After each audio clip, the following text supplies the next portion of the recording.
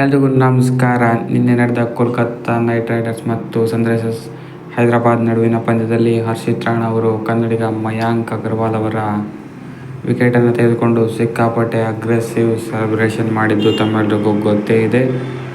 ಈ ಅಗ್ರೆಸಿವ್ ಸೆಲೆಬ್ರೇಷನನ್ನು ಹಲವು ಜನರು ಖಂಡಿಸಿದ್ರು.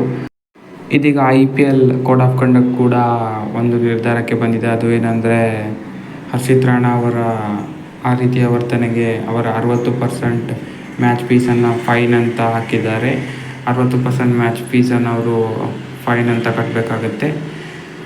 IPL ಕೋಡ್ ಆಫ್ ಕಂಡಕ್ಟ್ ರೂಲ್ಸನ್ನು ಮೀರಿದ್ದಕ್ಕೆ ಅವರಿಗೆ ದಂಡವನ್ನು ವಿಧಿಸಲಾಗಿದೆ.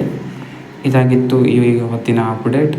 ಹೆಚ್ಚಿನ ವಿಡಿಯೋಗಾಗಿ ಸಬ್ಸ್ಕ್ರೈಬ್ ಮಾಡಿ sports in Kannada channel. Thank you.